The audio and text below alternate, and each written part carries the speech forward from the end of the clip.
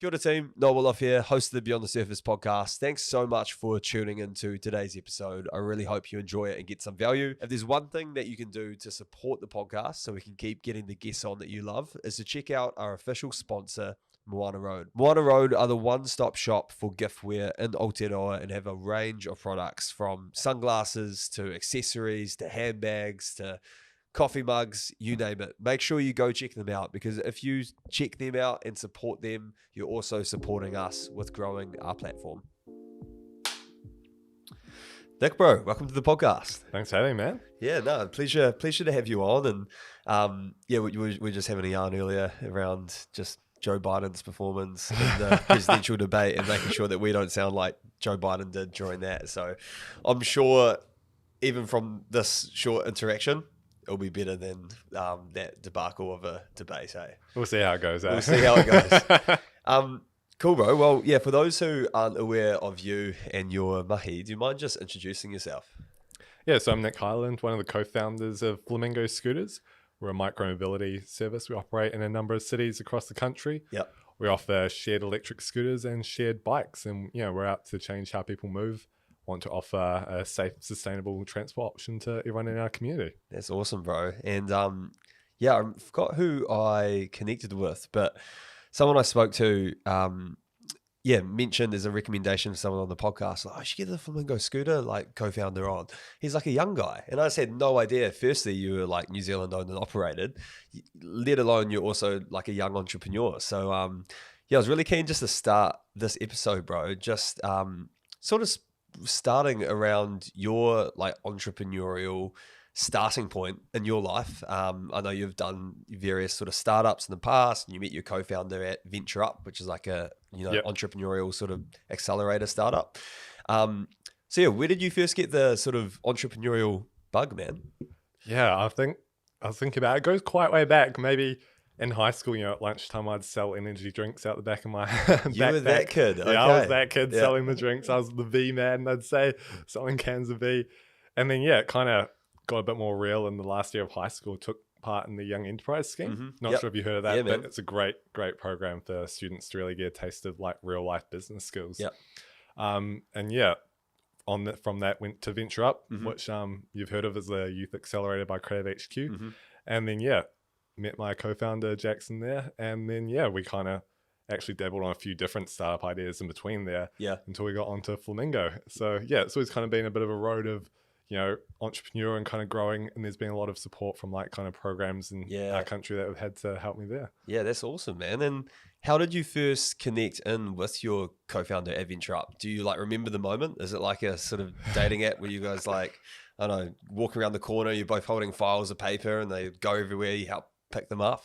Yeah, it was at Venture Up, it was an interesting process. It was everyone had to bring an idea that they had for a startup, and you write it on a little post-it note, stick it on a wall, and then everyone would go around and say the companies that they'd be interested in joining. And then I think our group was the leftovers of people that didn't really have a group. True. And we kind of just stuck together, and then we started a business in the accelerator. It was called Crave. It was like a Tinder for restaurants, we called it, where you could swipe on a whole bunch of different foods and get matched with the restaurants. Oh, nice. So and that was a lot of fun. And throughout the program, we got to meet like a whole bunch of, kind of influential people in the local business community.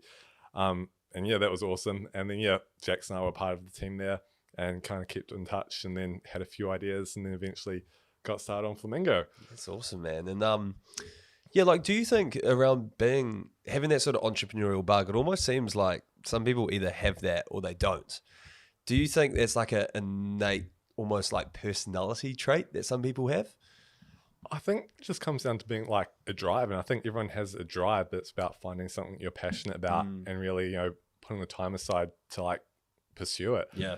Because, like I've some other friends have, seen like, oh, how did you start a business? Like, how do you get into that? And it's like, well, I actually don't know. I just found something I was interested in, kind of followed it and pursued it, and just, didn't give up on that. Yeah. And, you got to, put in the hard work and make it happen. Yeah. Yeah.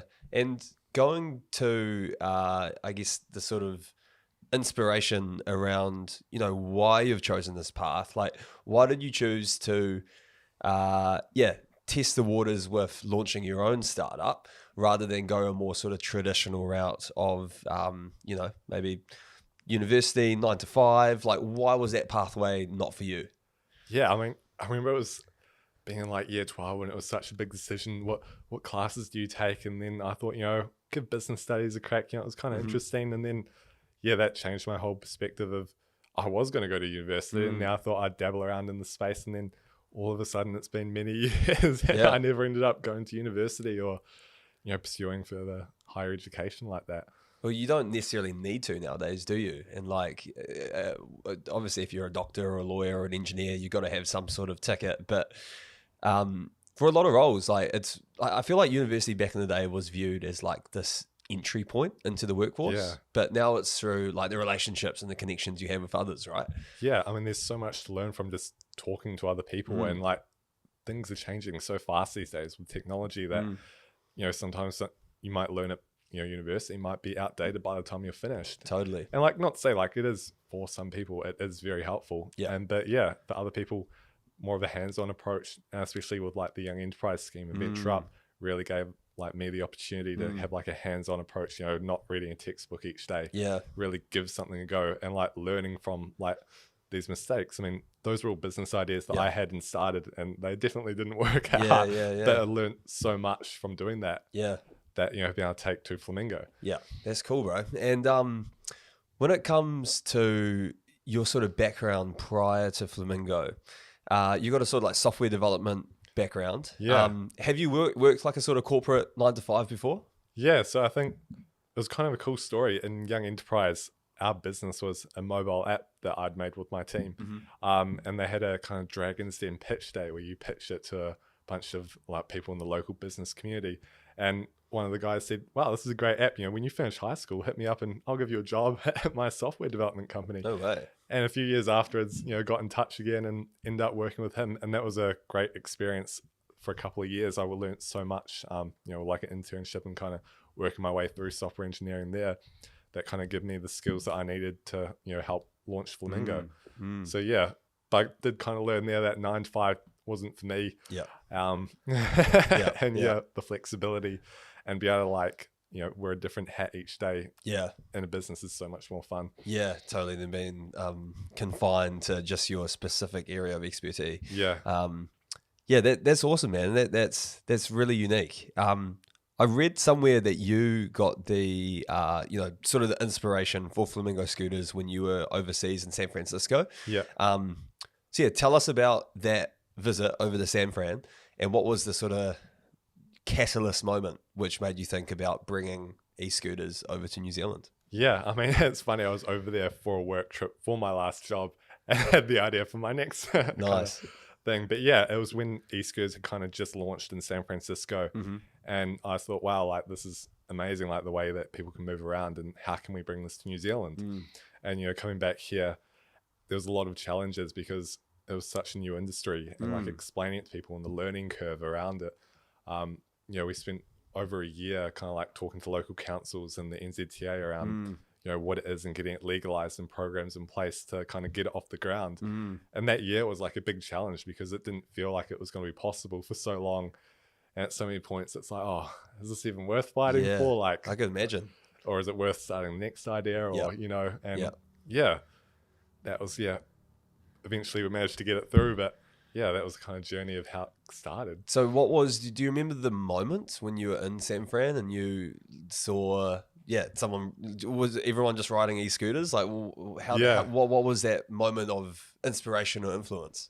Yeah, it was just seeing the way people get around, and being like a tourist in a city. And it's like, how do you get around? And it's like, wow, this is a great way to get around. You don't have to get a car or sit in traffic, or it just opens up the city for you, all of a sudden the city is a few minutes apart and you can get anywhere you want to. And that's the same kind of like idea that we see in New Zealand is that, you don't need a car to get around. You can just simply jump on a scooter and you're across town. You can get to a meeting. You don't need to, take a taxi. You don't have to find a car park. Like the ease, like making sustainable transport easy and efficient was really key. Yeah. And what year was that you went to San Francisco? It was like 2018. 2018. Nice. Oh, so wow. It was like almost like a year turnaround until launching Flamingo Scooters 2019. Yeah. So that was like a year of talking to the NZTA and getting them to legalize e-scooters and then talking to councils I remember like our first conversation with Wellington City Council, and they were like, so what is it? And we're like, kind of like the crocodile bikes, you know, but they're scooters. And then you kind of just leave them anywhere. Yeah. And yeah, it took a while to kind of get there, but we got there, and then we kind of had to run a tender process that we applied for. Yeah. And then being kind of two 21-year-olds, that was rather daunting, that you had these multinational, multi-million-dollar companies applying, and just two 21-year-olds applying for it as well. But thankfully, the council of Wellington were really kind of like a great partner that kind of saw that in us, and they gave us the opportunity. And yeah, awarded us a contract, I think it started March 2019. Yeah. But yeah, that's when it kind of set in that it was real. But then it kind of quickly set that, oh wait, we don't have a team, we don't have any scooters, we don't have any, like a warehouse or anything. We have 12 weeks. And that was like, you know, a crazy 12 weeks of hustling, you know, hiring, and, you know, from two people that didn't have much experience in doing that before to have 12 weeks. And it was different to the kind of businesses that we'd, you know, being learnt before, where you kind of like learn to like make a minimum viable product and test the market and slowly grow it. This was one day you have no customers, and then the next day you have thousands. You have a city. Yeah, you have an entire city using your service, and how do you pull that off was quite a mission. What? Okay, let's unpack that, because that is such a fascinating story. So I think we'll go back to the sort of collaboration with Jackson around sort of returning back to San Francisco. But firstly, the whole regulatory setting in New Zealand, you said you had to push to almost make it legal in New Zealand. So what was that regulatory barrier that was currently in place? Yeah, I think it was like a Land Transport Act from many years ago that didn't have a definition for what an electric scooter was. Or it had one, but it had to be a gazette notice had to be issued that pretty much allowed an exemption for scooters with a power output, and, you know, two wheels was a transport device kind of thing that could legally operate on the roads. Yeah. And once we got that through, then it was on to, you know, there was a lot of kind of like moving parts to the business about, like, you know, NZTA, then the councils, and then actually getting the business working. Yeah. Far out. And so you're meeting, because that's the thing with e-scooters, right? They're such a new function of society, and it just seemed like they weren't here one day and now they're everywhere. And it sounds like from what you're saying, it was actually everything did move really, really fast. Yeah. I mean, when you're in the business, it felt very slow. Like that year of constantly pushing just felt like forever. It felt like it was never going to come, because we didn't know it was going to be a year. We didn't know how long it was going to be. And that kind of process. So yeah, once we got there, it was, all of a sudden we're out, and then kind of all the other cities across the country kind of started bringing out these programs once the legislation was there. And then, it was kind of rapid growth across the country. So had you had the, like, how far into developing Flamingo Scooters were you when before the regulatory setting in New Zealand was, there was certainty that you could even have e-scooters. Did you have to start preparing the business when that regulatory shift started? Yeah, I mean that's one thing about a startup is, like, we were both working our 9-to-5 jobs, so it'd be 9 to 5 at your job, and then as soon as you get home, you'd be working all night on this. So it was quite hard didn't have a lot of time, but trying to put that time as best used as possible towards kind of getting the changes through. But most of that time was focused on how we could change the legislation and talk to councils, not on like actually building the business, because we thought, well, why would we start building it if we don't even know if we're going to be able to do it yet? Right. Okay. But it's funny, I remember our first e-scooter that we had, because we didn't manufacture it at that point. Pretty much bought one scooter from a local bike shop and then spray painted it pink, and then hand painted Flamingo on the side, glued on a QR code, and then rode around town. I think we gave one news footage of it, like riding around town and everything. And it's like, just only could video one side because I only hand painted Flamingo on one side. That's great. Things like that. How it was like very, there was not much behind it. It was quite a big smoke test trying to, prove it and get through it. And then all of a sudden we had to build up everything that we'd kind of came up with in those 12 weeks. And that's, that's what I want to ask around so Wellington City Council in Wellington, obviously, was the first council to really jump on board and embrace e-scooters for Flamingo. talk to me a little bit about you mentioned earlier, it's like the sort of chicken or the egg sort of approach, because you're having these conversations with one city council. When you're having these conversations, how fleshed out is the software, is the hardware of the business? From you mentioned there's that sort of 12-week window from when they said yes after the tender process. Was there a real sense of trying to get that balancing right yet? Like, how far do we have to develop the business before we get confirmation from the council and just all of that? Yeah. What was that turnaround like? Yeah, I mean, there wasn't a lot behind it. It was more, as I was saying, like a kind of smoke screen that we kind of showed them that it was there, and we kind of made the bare minimum. That was almost our minimum viable product. So that was your MVP? Yeah, how we could show like the councils and NZTA about how it would work. And that was not too much of a chicken egg. It was more pushing it through. I think the more chicken egg was like the investment side of things, where we couldn't get investment if we didn't have a business that was legal or even a contract to operate.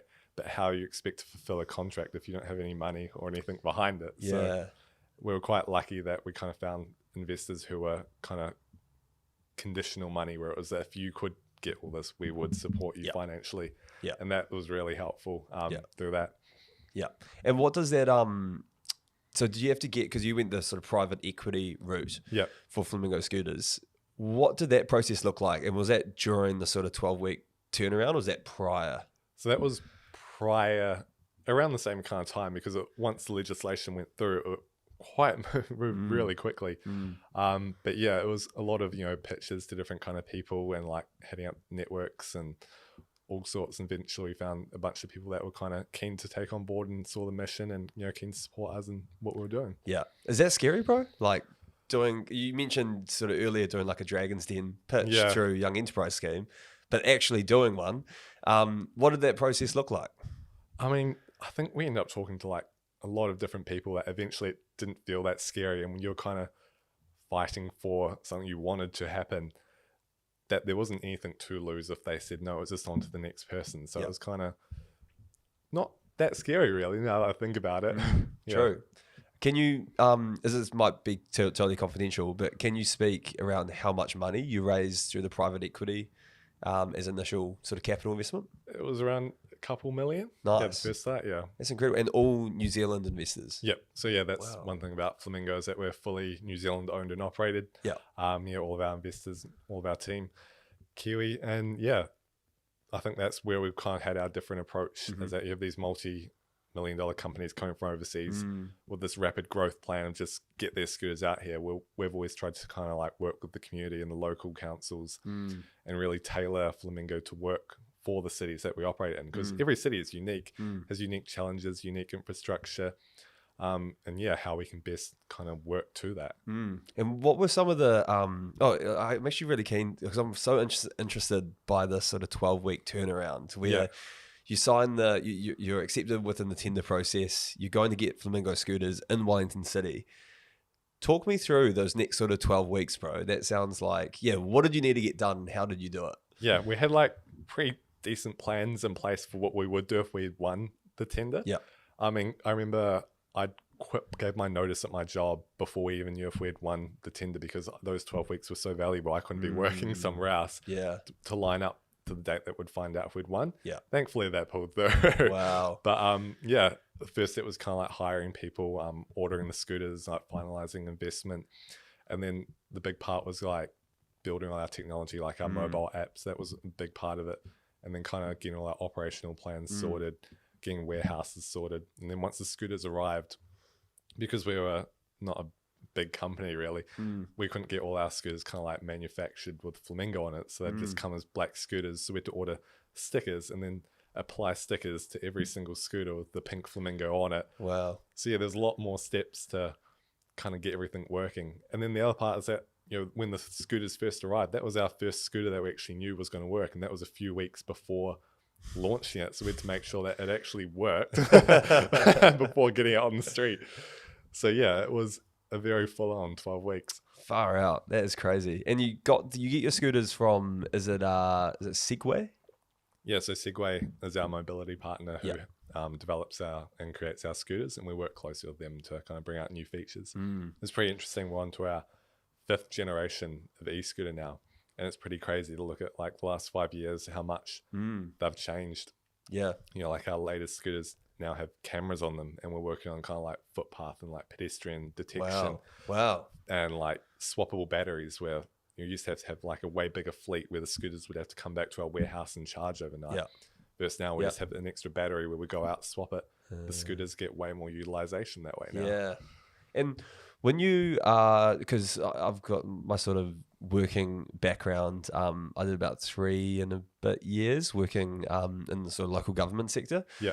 So I understand the sort of bureaucracy and sort of traditional ways of thinking for a lot of councils across the country.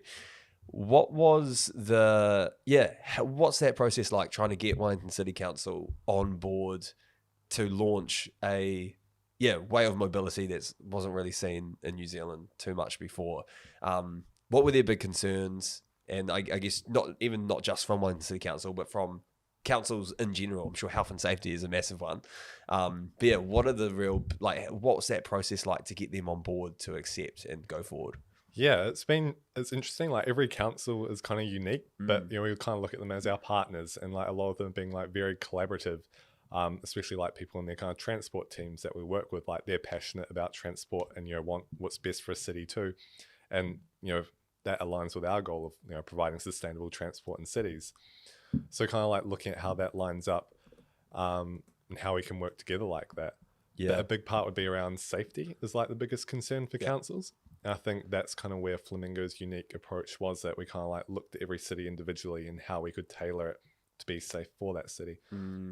A big thing is around like our GPS kind of zones where we can have like the speeds automatically restrict or you can't park in certain areas, and how we can tailor those kind of areas to work with how a city needs. Yeah. That's like the software that sits behind it. You know, it's not just I guess the essence of the business is e-scooters, right? But underpinning that is all of the software features and the app and the geofencing, which did you have to, in terms of building that level of technology and just level of world-class technology operation, did you do some of that? Do you have to bring how do you build a team that can achieve that? Yeah, so I end up being myself and another developer that end up putting the whole platform together, and it was quite a mission, quite a lot of learning. And like, it's crazy to think how far like our platform has come in the 5 years that we've been operating. And like, it still feels nowhere near finished. Like, we have a massive roadmap of all these new features we want to keep implementing. And yeah, it just feels crazy to look back at it 5 years ago and think, how did we do that? Like that, Can't imagine. That didn't seem that good then, but like, we managed to pull it off, and just continuous improvement. That's epic, bro. And I read a interesting article. It was more so the headline of the article, but there was a bit of beef with, was it Lime Scooters? One of their execs was like, I forgot what they were exactly saying, but they were like, oh, it's risky business. These two young, like, entrepreneurs doing Flamingo. Was there a bit of beef there with Lime? Oh, you found an old article there. It's very old. Yeah. But I think, because it was a tough tender when we first applied in Wellington. I think there was like maybe 7 international companies that applied, and then us. So yeah, I think some of them were surprised that, you know, a local company or 2 21-year-olds who've never done this before got awarded a contract to some, you know, multinational company with years of experience in the area. Yeah.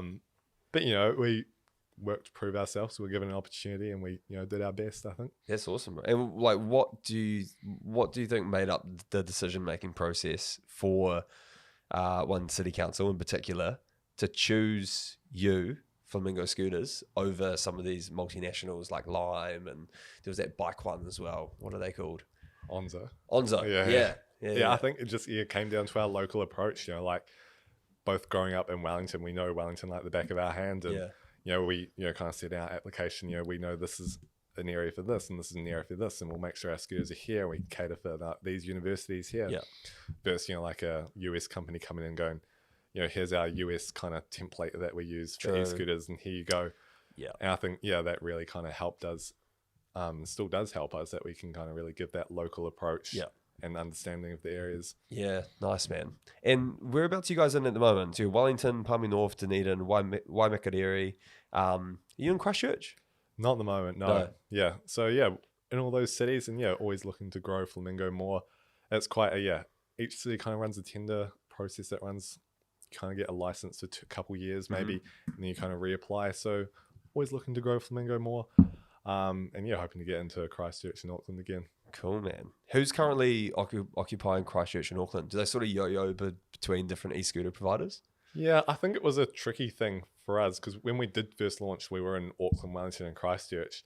And unfortunately, we left Auckland and Christchurch. And I think it came down to like a kind of short tender timeframes. You know, some of those license periods were 6 to 12 months at the start. And you know, when you run a new tender, new companies come in with new technology. Yeah. And we just, purchased our entire fleet. It was quite hard to just justify, matching that new technology or hardware at the time, which, lost a bit of our competitive edge there.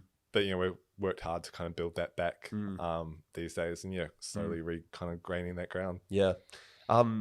And I mean, since launching in 2019, like the last sort of 5 years must just feel like probably 50 years or like even maybe shorter because time goes fast. It does not feel like 5 years at all. It feels like just yesterday that we were launching, like it's flown by. It feels crazy. I think it's been 5 years. Yeah, because that's not really a long period of time at all, is it? 5 years. I mean, it's my longest job I've had. You're onto something good. Yeah. What sort of like lessons of leadership have you learned? Because with this, you're created an idea which started as a concept, which has grown to like a multi-million-dollar business. What sort of lessons of leadership have you learned along the way? I think resilience is probably the key one. There's been a lot of kind of roadblocks throughout the years, and you just kind of got to keep pushing and like keep your head up. Because you got a whole company behind you that you got to support and keep going. So yeah, resilience has always been like a key kind of driver there. Has there been any like particular challenge or obstacle that you've had to overcome that was like just such a crazy time for you in the context of the business? I mean, I think COVID would be like a big one. Sure, it affected a lot of businesses, but for us, we had to take all of our scooters off the streets. Even right down like at one point, like level 2, we weren't allowed our scooters out. Oh, right. So like they were all sitting in a warehouse, we're still paying our leases and so on. So it was quite an expensive time, but not bringing in any revenue, which was very hard, which I'm sure a lot of businesses can relate. But we were only, I don't even know if we were a year into Flamingo when that happened. So that was very like, new startup company facing a massive financial pressure so early on was a massive challenge. Shit, that actually would have been massive because even, COVID fundamentally changed the landscape of working. Yeah. Like working from home. Like less people would probably be, less government workers in particular who probably big consumers of Flamingo scooters or big users would have just been working from home. So you didn't have like that sort of natural foot traffic wandering around even when we did open up. Yeah. So yeah, you definitely saw like it was slow to kind of build back, because as you say, people were working from home. They weren't, commuting or coming to the office as much. So yeah, it definitely was slow to bounce back, but like it's bounced back well now. I think February this year was like the highest overall for all kind of micromobility companies in New Zealand, hit around like 27,000 trips in one day across all companies in the country, which was like a new record, which is awesome to see that, micromobility has bounced back stronger after the pandemic. Yeah. Would you say, that time in 2021 COVID era, do you reckon that was the most stressful part for you in the business? It's been a lot of stressful times, but yeah, I'd say so. Yeah. And I guess, how have you sort of managed being in the position of in the hot seat, right? And having that responsibility and having to manage people, having to manage finances. How do you deal with putting that pressure on yourself? I think, you got to give yourself a break and take it easy at times. I think a big part for us was kind of finding a good balance. Like when we started Flamingo, it was always our kind of after work project. And then when we started working on it, it was at 12 weeks of hustling. It never really stopped being the all day and after work hours kind of thing. It was just 24/7 working on Flamingo. And then, kind of reached that point where we realized that, really do need to find a balance between, having some time for yourself to kind of reset and recover, and then, be able to give your full energy again each day. Yeah. Because how big is your team at the moment across the country? There's about 40 of us. Yeah. Wow. Yeah. That's epic.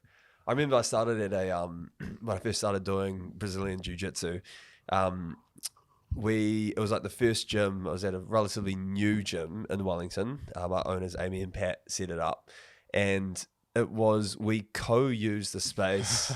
One of your Flamingo scooters sort of like warehouses where you stored all the batteries. Yeah. So do you know the site? Yeah. We had like half of it going there. Workshop Jiu-Jitsu. Yeah, that was our first warehouse. Oh, true. And so that was an interesting story, because when we first started, as I was saying, we'd bring all our scooters back to kind of like charge each night. So we needed heaps of space for them all. But then we kind of reached a point where we used battery swapping, of taking the battery out. And all of a sudden, we don't need all that space. Like, we were using just a few square meters of space to charge some batteries each day, and that was it. So we found ways to repurpose our leases. And I think that was coming out of COVID. We kind of leased out a section of our warehouse to a jiu-jitsu gym. Which is fun to have. You'll be working and you hear everyone else doing jiu-jitsu. yeah, literally. I remember like walking to the bathroom, just seeing all these batteries everywhere. I was like, holy shit. That's cool, man. What are some of the elements of being in the mobility sector in the context of Flamingo Scooters?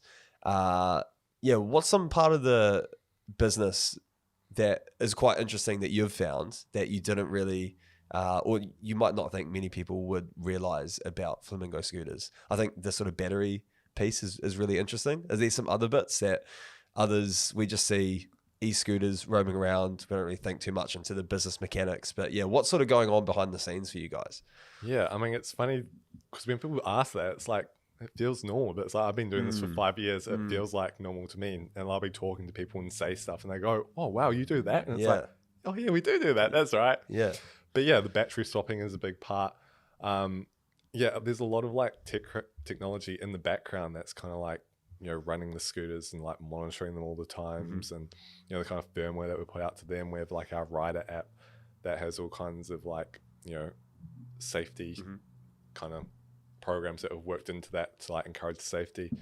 And like it's just been like a continuous improvement of like always working on new features.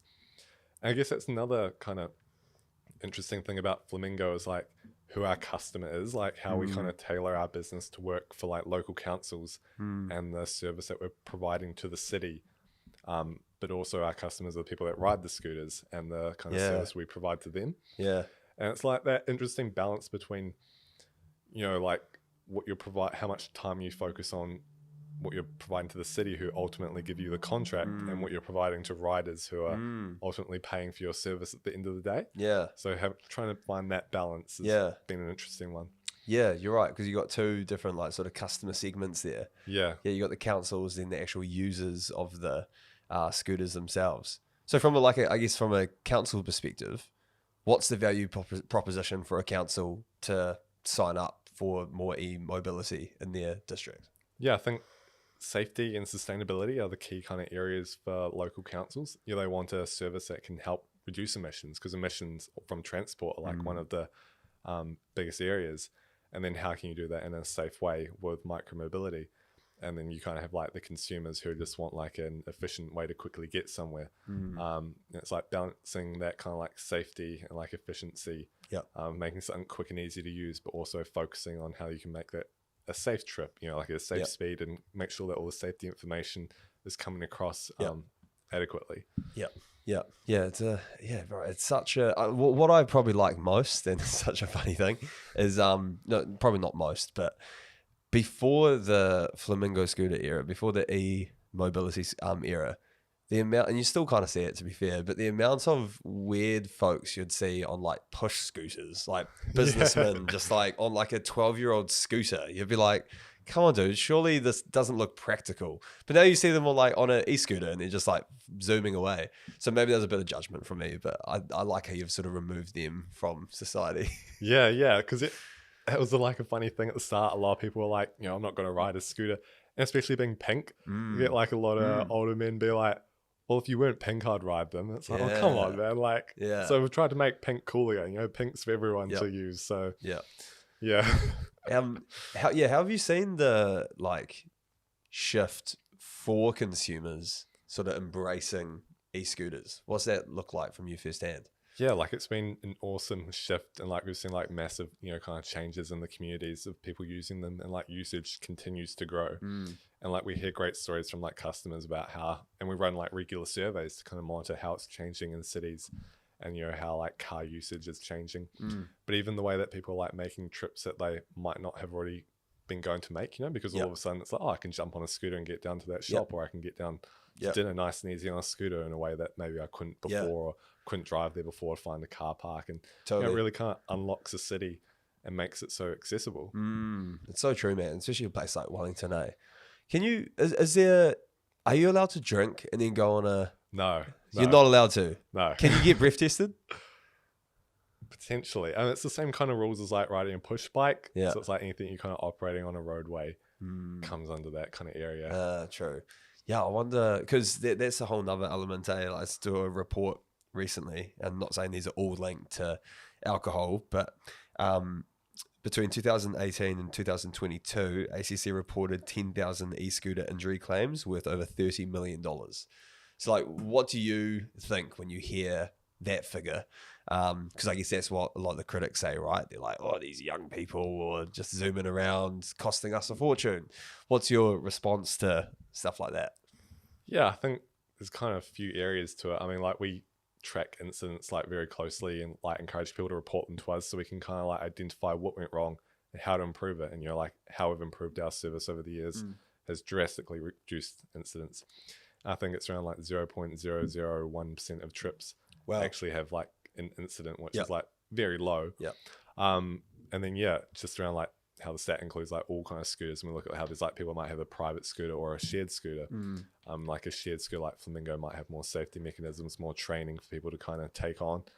And we kind of focus on how we can always improve those areas to further bring it down. And creating safe places for scooters to be used. Like we're a big advocate of kind of making, you know, more cycleways and areas for parking and, you know, riding bikes and scooters.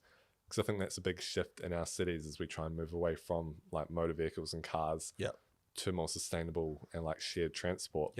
Is that kind of lacking? You know, we're encouraging the mode shift, but we've got to make sure that the infrastructure keeps up with the mode shift and allows safe spaces for them to be used. Yeah, what do you see as like the future of mobility scooters in New Zealand? Like, what does the next sort of 10 to 15 years look like, man? Yeah, I mean, it's crazy to think how much it's changed in the last 5 years alone. So I didn't even think it would be this advanced already 5 years into it. You know, I kind of thought where we're at now would be 15 years. So it's been like a rapid, you know, it was a new industry and it's grown rapidly to keep up with technology and kind of requirements. But yeah, the future has, I guess a lot more kind of around how technology can further improve safety. And And like, what role do you see Flamingo Scooters taking with the, you know, changing landscape of mobility scooters and more environmental shifts? Yeah, I mean, I guess we want to be able to provide like a safe and sustainable transport option to as many Kiwis as we can. So continuing to grow across Aotearoa and provide those options for people. Awesome, man. In terms of like the nitty gritty numbers and the analytics, like how many scooters have you currently got in New Zealand? How many trips are being taken on like a weekly or a daily basis? Do you have some of those numbers at the back of your head floating around? I always try and look over them. But yeah, I know we have about, I think it's close to 1,500, 2,000 kind of scooters or devices active across the country at the moment. And, you know, a few thousand trips a day happening on them. I think we've almost approaching 4 million trips in New Zealand. Far out. From 300,000 people. Which has been like really, really cool to see. And like the number just continues to keep going up, which is really cool too.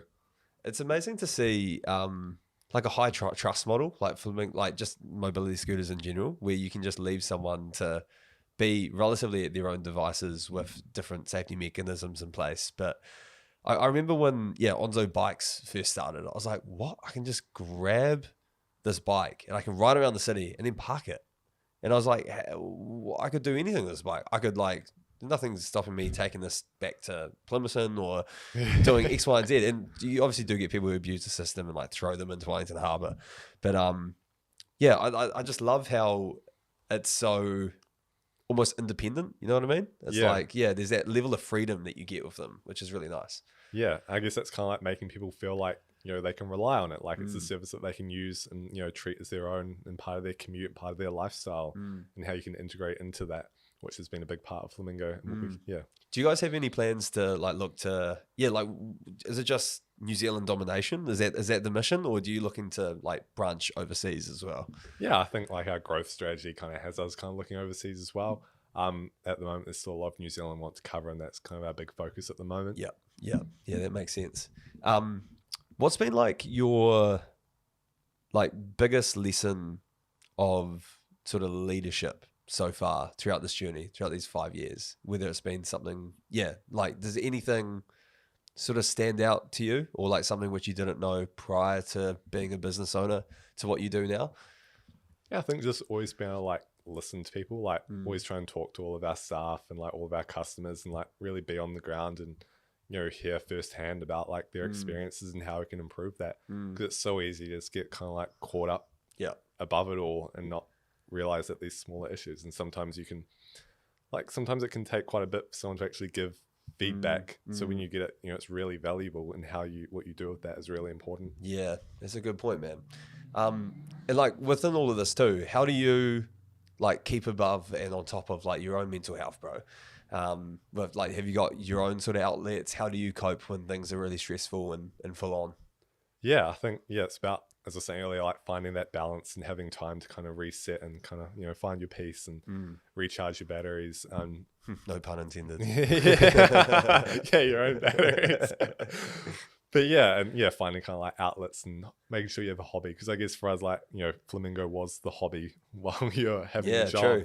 And then all of a sudden it's like, wait, what is my hobby now? Because really should find something else. So I've been getting to like learn to fly, which has been kind of fun. That's epic. Yeah. Like planes? Yeah. Oh, no way. Yeah. How do you get on to like, is that probably like you'll be studying and stuff with that? Well, see, that's what I thought, but it's actually a lot easier to get into. You can go down to like your local aero club, and like day one, they let you fly the plane with an instructor on board. So and that's like a real thrill. Like for me, it's like a great outlet. Like takes the mind off 100% work, and it's almost like you fly above the city, and it's like you look down, and it's like, oh, all those problems in the day, it's like it looks so small from up there. yeah 100%. Oh, that's awesome. What's the plan with that? Like is there like a level of like hours you need to do to get to some sort of like pilot accreditation? Or So you earn your like private pilot's license, which I got a few months ago. Congrats, man. Yeah, thanks. How good. So now it's just taking all the mates up and stuff, and that's so cool. You'll be buying like a plane soon. Oh no. How much would they be? That'd be so expensive. Yeah, like the fuel would be killer. Even just the maintenance of it, just in storage and hard out. Yeah, one day, bro. One day. One day. Yeah, man, that's awesome. Far out. And throughout the launch of Flamingo Scooters, like, what does your like relationship like with Jackson, the co-founder, and like what sort of skills and attributes does he bring onto the table? And likewise, sort of, are you guys sort of like yin and yang? Like, yeah, pretty much. I think we worked that out kind of like at Venture Up, that I kind of bring like a technology, kind of creative marketing maybe side to it, and he's got more of like the business kind of financial, legal. Because he was an accountant, you said, eh? Yep. Side to it, and that really kind of helps contrast. And nice. That's cool. Well. So I guess that's the important thing about starting a business, is finding like co-founders that kind of your skills will line up to come and get the business. Totally. Bro, that's it seems like such an important part of the picture, is getting like the right sort of co-founder and someone that is on board with your vision. And it's funny how like life brings people together, eh? Like do you ever think, like, imagine if I didn't attend that sort of boot camp accelerator project with Creative HQ, like what would I be doing today? All the time. Like, it's those little opportunities that like you might not think much of, that you really got to take them. I think there's like a skill I kind of learned at Young Enterprise in high school, is that every opportunity is what you make of it. Like you can kind of sit there and sit back and let your path be decided for you, or you can kind of like say yes. Like it's so easy to say no. It is, yeah.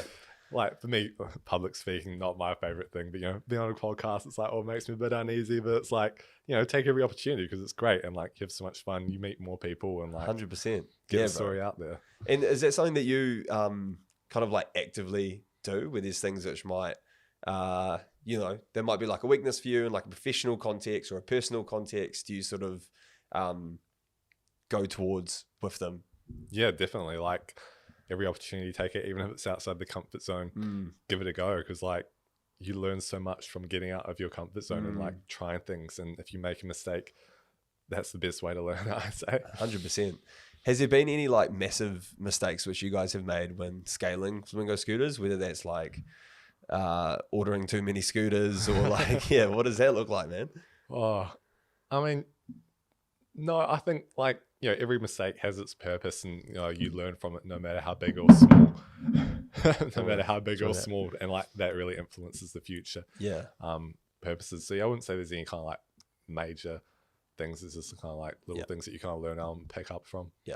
And what about mentors? You guys got like some good mentors that have helped you guys along the way? Yeah, I think probably our biggest supporters have been like our friends and family. Like they are the ones that always kind of like pick you up, keep you going throughout it all. Definitely had some great like mentors that we've got advice from that have like really helped us like kind of like knowledge wise and what to do. Yeah. But I guess friends and family are really like the backers that kind of like pick you up when you're down and like keep you going kind of thing. Yeah. And do you guys have like a board as well? How's it structured? Yeah. So we've got like a board that we regularly meet with like a few of our like investors and then myself and Jackson. And then that kind of really great way to kind of like align where everyone's thinking and kind of like reset and as with any board, kind of like set the direction of the company, which is, really good to kind of like take a step back because sometimes you can really get caught up in the day-to-days. Yeah. And you got to like reflect on what you've done and where you want to go.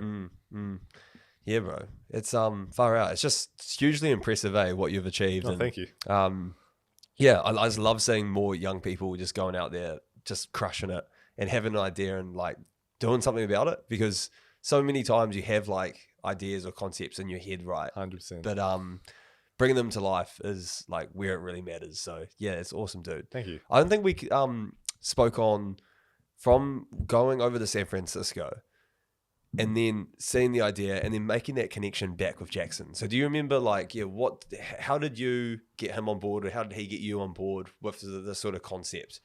Yeah, I think it was funny. We were actually working on a different startup idea at the time that we'd been like actively developing and trying to pursue, and it wasn't working out too well. And then, Flamingo kind of came about and we started talking about it, and then we're like, we'll just work on it on the side, see where it goes. And we really just both got engaged in it. And then, it took off. And then we never even finished that first business idea that we had. Maybe one day. One day, But what was that one? Oh, that was it was supposed to be like a carpooling service. So also in the kind of tech transport space where, you could match up with other people at your workplace who might live nearby and figure out it would automatically match you like a carpool route that was like most effective to get to work. True. That'd be interesting, Imagine just jumping in a car with a complete bunch of strangers. Well, it wouldn't be a stranger. It'd be people from your work, So like kind of targeting like these big workplaces and, match them up with other people that you might not know who your neighbor is. You actually work at the same place and you're driving there each day. True. So I see. Yeah, it's still got some potential, I reckon. still make it happen. Yeah, man, that's awesome. Well, so where can people like keep in touch with you and your mahi, dude? Yeah, I mean, LinkedIn's probably the easiest places to flick me a message, or even Flamingo. Always keep an eye on things. And, yeah, man. Yeah. Awesome. Sweet, bro. Well, wrap up also. I've got some lovely sunnies. Sick.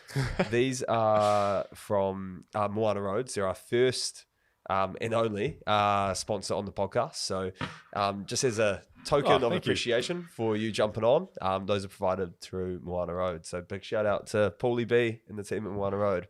So yeah, bro, we will do some quick fire questions and we'll just wrap up with a quote. Sweet. Nick, what brings you true happiness? Time with friends and family, I'd say. Nice. Yeah. What is the meaning of life? Finding your purpose and find something that makes you happy and Gotta do something that keeps you happy. Nice. I always crack up because I'm like, quick fire, easy questions. Yeah, They're, they're like, not easy. what's the fundamental meaning of life itself? Yeah. Advice you wish you knew about when you were younger? That, just got to have confidence in yourself. Like, you think, some people have confidence, you don't. Confidence is something that you just kind of give off, and anyone can give off confidence. You just got to do it. Advice you give to any young entrepreneurs out there? To just do it, like, give it a crack. The worst you can do is, it doesn't happen or you fail, and you learn from that, and then give it another crack. But yeah, don't wait around for the right moment. Just jump into it. Love it, bro. What does legacy mean to you? I guess it's like kind of what you leave behind that kind of made a difference, no matter how big or small in the world. If you could change one thing in New Zealand, what would this be? Maybe in the transport area, just around. What contracts with Flamingo Scooters? Yeah, just around how like people kind of the shift from cars to more sustainable transport and how we can kind of keep that going, What do you believe is the main thing that is holding back young people in New Zealand? That's a tough one. Maybe just access to, I guess there's a lot of access to resources, but kind of like, getting people built up and like the confidence to make those things somehow. Yeah, it's a good one. Cool. And we'll finish with a quote. This is from James Cameron. If you set your goals ridiculously high and it is a failure, you will fall above everyone else's success.